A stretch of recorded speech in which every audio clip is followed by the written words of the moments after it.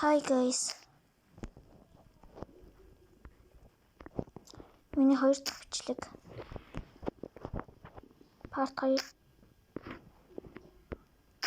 Тэ. Уунал бисээ тоглож байсан юм аа. Тэ. Тэгсэн чи миний юу унтарсан байж. Бичлэг хийжсэн юм маань унтарсан байсан байна. Тэг би гайхаад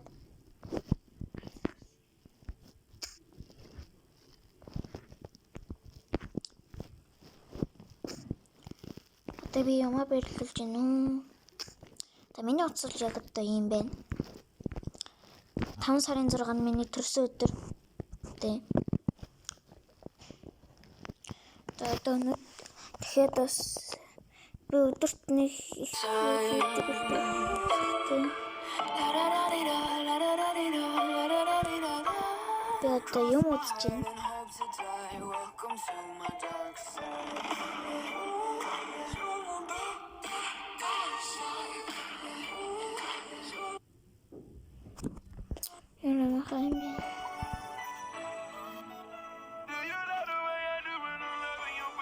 Нуурсгүй юм аа.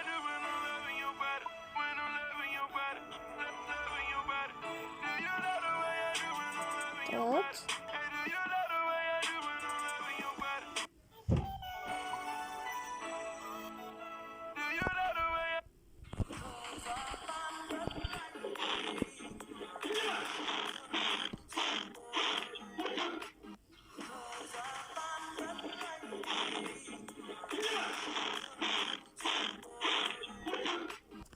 Anybody here who have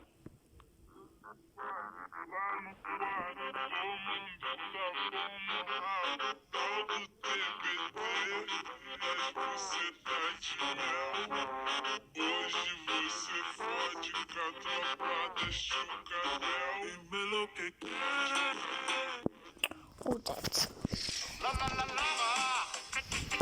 Nasıl oluyor?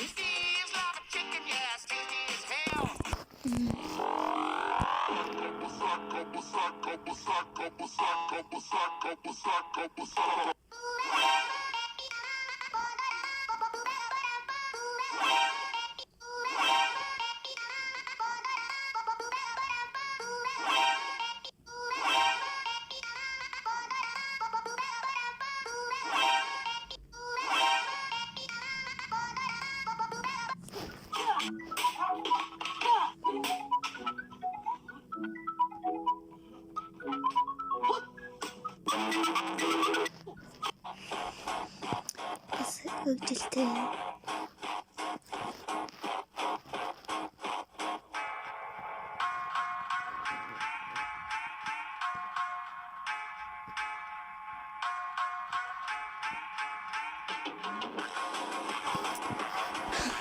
Аслай. Нэрээ бид нэр Японы юу үзгүү? Японы эмшиг yen тамуг ирэнүүд.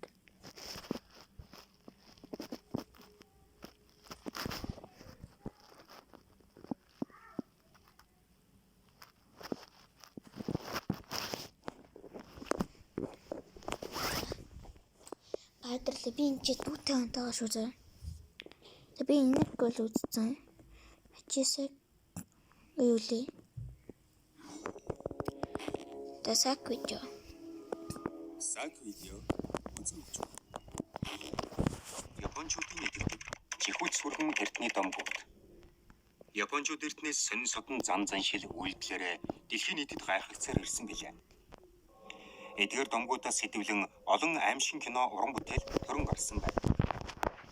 1. Улаан өрөө. Энэхүү аимшиг домг нь нэг хүү тохиолдсон явдлаас болж өнөө хэрэн жихүүц төрүүлсээр Хөө ангийнхнаасаа уг домгийн тухай сонсоод гэртээ ирж компьютер дээрээ хичээлээ хийгээд сууж байтал гин дэлгэцэн дээр нь чи улаан өрөөнд гих бичих гарч иржээ. Хөө айсан хэдий ч нэг их юм бодлого бичих арилгах гэсэндээ компьютероо унтраасан. Харин маргааш нь дахин чи улаан өрөөнд дуртай юу гэх бичиг дэлгэц дүүрэн гарч ирэхэд улаан улам тодорсоор байжээ. Хөө айж цочирцноосоо болж тэр дороо амиа хорлсон бөгөөд төвний өрөө цуснд будагдан үлдсэн байсан гэдэг. Мөн нь тул номыг сонссон хүний дэлгэцэн дээр бичиг гарч ирэх бөгөөд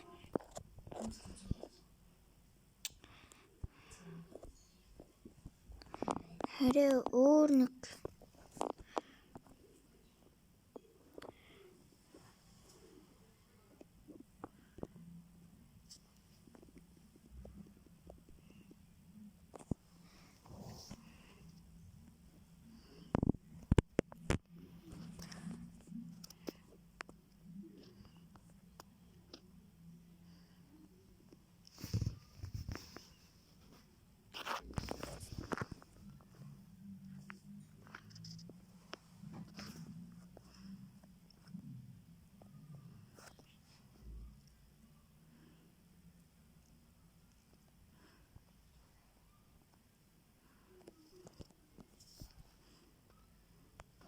за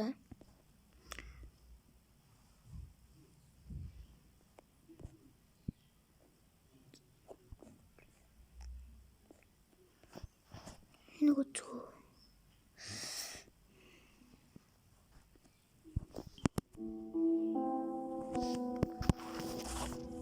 Японы жигтэй домог ярианууд. Нэг үзээ.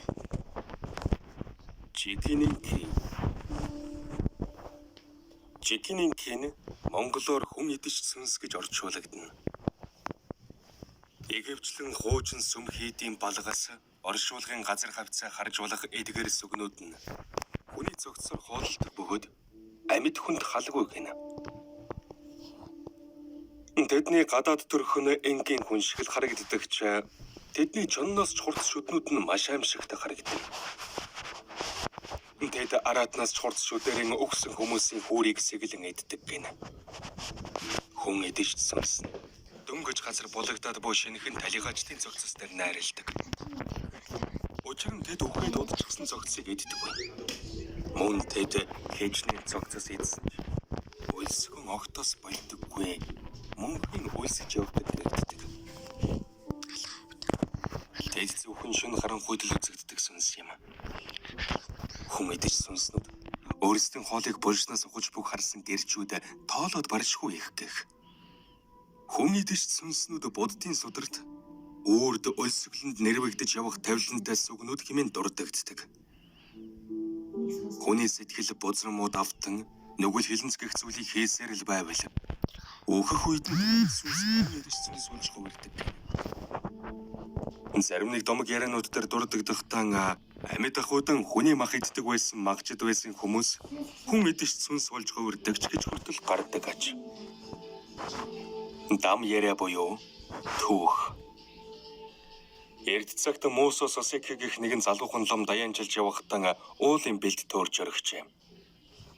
Тэнгэр чөнгөн баг багаар алдсаар бүрэн хявуулж залуу лам зөвхөнгөн ихэд барж байлаа. Гэтэл түүнд аз дайралд нэгэн өвгөн уулын бэлэр элжиг унаад явж байв. Өвгөн дээр очин замаас совол холгүй байх нэгэн тосгоныг зааж өгöd яваад өгч.